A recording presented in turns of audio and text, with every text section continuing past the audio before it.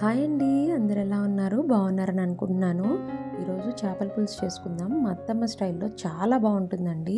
ముందుగా దీనికి కావాల్సింది మజ్జిగ, ఉప్పు, పసుపు, అర నిమ్మ చెక్క. ఇవన్నీ చక్కగా మజ్జిగలో కలిపేసుకోవాలండి. ఉప్పు, పసుపు, నిమ్మకాయ రసం కలిపి వాటితో మనం చేపలు ఒకసారి ఫైనల్గా కడుక్కుందామండి. నీచు వాసన పోతుంది మజ్జిగ వేసుకుంటే. సో చక్కగా అవన్నీ మనం చేపలకు పట్టించేసి కడుక్కుందాము. ఒకసారి మంచినీళ్ళతో చేపలను కడుక్కొని మనం పక్కన పెట్టుకోవాలండి.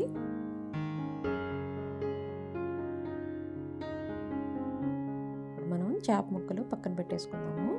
ఈలోగా మనం ఒక వెడల్పాటి పాన్ తీసుకొని ఆ పాన్లోకి మనం కారం, నేను 3 టేబుల్ స్పూన్లు వేసుకుంటున్నానండి. ఫుల్ వెల్లుల్లిపాయ కావాలండి, అండ్ మీడియం సైజు అల్లం ముక్క సరిపోతుంది. పేస్ట్ చేసుకొని ఆ పేస్ట్ని మనం ఈ కారంలో వేసుకోవాలి. అలాగే పసుపు, ఉప్పు. మా అత్తయ్య దీంట్లోకి కల్లుప్పు వాడతారండి. మా అత్తయ్య రెసిపీ కాబట్టి నేను కూడా కల్లుప్పే వాడుతున్నాను. మీకు కావాలనిపిస్తే pink salt and normal salt కూడా వేసుకోవచ్చు. నేను దంచి పెట్టుకున్న ధనియాల పొడి 1.5 స్పూన్ వాడుతున్నాను. అలాగే కరివేపాకు, 1 కప్పు నూనె, సుమారు 50 ml అండి. అలాగే ఒక పెద్ద బౌల్ మాత్రం ఉల్లిపాయలు కంపల్సరీ వేసుకోవాలి. గ్రేవీ కావాలనుకుంటే ఉల్లిపాయలు ఎక్కువే పడతాయి. నేను ఈ కూరకి 50 గ్రాముల చింతపండు నుంచి తీసిన గుజ్జును వాడుతున్నాను. ఎగ్జాక్ట్గా 3 స్పూన్స్ వచ్చిందండి. బాగా చిక్కటి పేస్ట్. నేను 2.5 స్పూన్ వాడుతున్నాను టామరిన్ పేస్ట్. అవసరం బట్టి 1/2 స్పూన్ కూడా వేసుకుంటాను. ఇప్పటి వరకు మనం యాడ్ చేసిన కారం, ఉప్పు, పసుపు, అలాగే చింతపండు పేస్ట్ ఈ ఉల్లిపాయలకు బాగా పట్టేలా చూసుకోవాలండి. బాగా మిక్స్ చేసుకొని అలాగే మనం ఇందాక పక్కన పెట్టుకున్న చేప ముక్కలు కూడా వేసి వాటికి కూడా బాగా పట్టించాలండి. ఇప్పుడు మనం బాగా పట్టించాక దానికి తగినన్ని వాటర్ పోసుకోవాలి.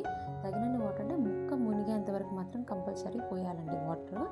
అదేనండి మెయిన్ టిప్ ఈ కూరకి. ఈ కూర వండడానికి మనకి 1 అవర్ ఈజీగా పడుతుందండి. 1/2 అవర్ మీడియం ఫ్లేమ్ మీద, ఇంకొక 1/2 అవర్ లో ఫ్లేమ్ మీద వండుకోవాలి. కూర పొయ్యి మీద పెట్టుకున్న తర్వాత అండి మనం మసాలా దినుసులు సిద్ధం చేసుకోవాలి. ఏంటంటే జీలకర్ర, దాల్చిన చెక్క, లవంగాలు, అలాగే ధనియాలు కూడా మంచి వాసన వచ్చేంత వరకు రోస్ట్ చేసుకోవాలండి. రోస్ట్ చేసుకున్న తర్వాత అది మనం దంచుకోవాలి. అథెంటిక్ రెసిపీ కదా, నేను దంచుతున్నాను. లేకుంటే గ్రైండ్ చేసుకున్నా పర్వాలేదు. ఆ గ్రైండ్ చేసుకొని పక్కన పెట్టుకోవాలి. మనం మధ్య మధ్యలో కూరని చెక్ చేసుకుంటూ ఉండాలి. అడుగంటకుండా ఉండేలాగా చూసుకోవాలి. కొంచెం పక్కన పెట్టిన అల్లం వెల్లుల్లి పేస్ట్ ఉంది కదా, మనం ఇప్పుడు తీసి ఆ కూరలో వేసుకోవాలి. వేసి మళ్ళీ మనం దాన్ని చేతి సాయంతోనే కలితిప్పుకోవాలండి కూరని. అలా చేయటం వల్ల ఆ అల్లం వెల్లుల్లి పేస్ట్ చక్కగా కలిసిపోతుందండి కూరలోకి.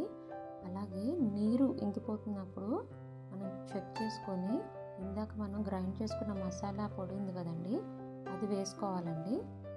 ముక్కల్లో నుంచి నీరంతా పోయి నూనె బయటికి రావడం, తేలడం మనకు కనిపిస్తుంది. అప్పుడు కూర రెడీ అయినట్టండి. ఒకసారి మీరు పాన్ని కదిలించి చూడండి.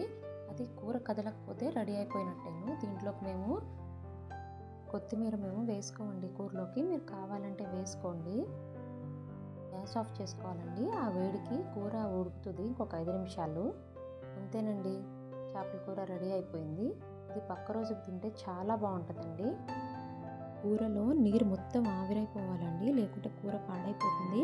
కదిలిచ్చినా కూడా కూర పక్కకు జరగలేదు అంటే కూర రెడీ అయినట్టండి. చూసారు కదండి.